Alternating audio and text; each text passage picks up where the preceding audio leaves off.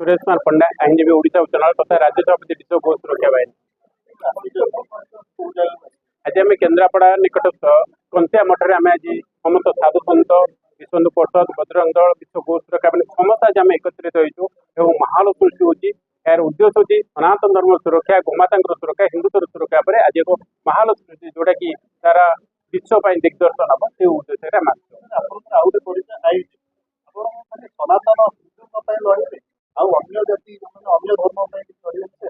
धर्म कहले सनातन धर्म से सनातन धर्म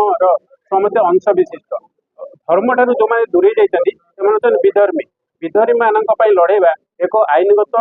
विशृंखला परिवेश से आपंकर प्रश्न अनुसार मुझे जन सनातनी सनातन धर्म सहित समस्त संश्लिष्ट धर्म रू के अलग जाना जमी आप नवग्रह जानते ग्रह समस्त खंड विखंड चला पृथ्वी गोटे ग्रह अच्छी पृथ्वी आम जो पृथ्वीवासी कि ग्रह मूल स्थान जो छिड़ी जाती से सहित संश्लिष्ट नुहति से मोर धर्म अनुसार सनातन धर्म पर लड़ाई कर मोर कर्तव्य।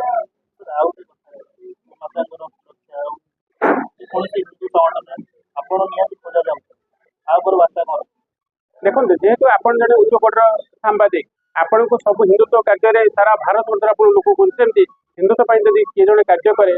अनुसार खोजा पूजा समय ब्राह्मण खोजा युद्ध समय सैनिक को खोजा पुलिस को चोरी क्षेत्र में खोजा सन्त को सन्त कार्य खोजा सेमती मत खोजा जाऊँगी।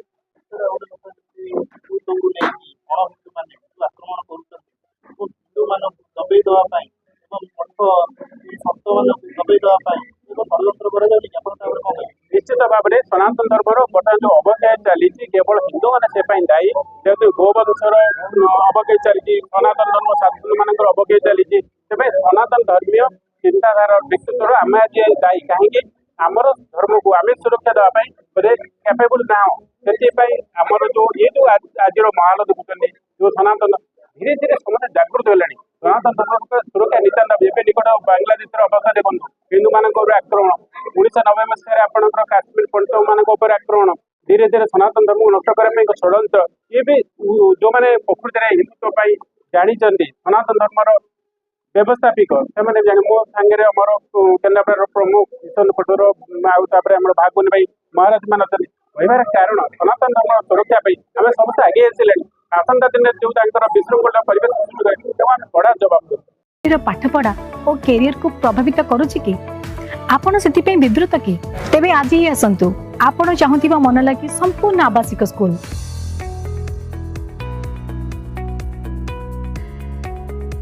TSG गुरुकुल गोठपाटण भुवनेश्वर।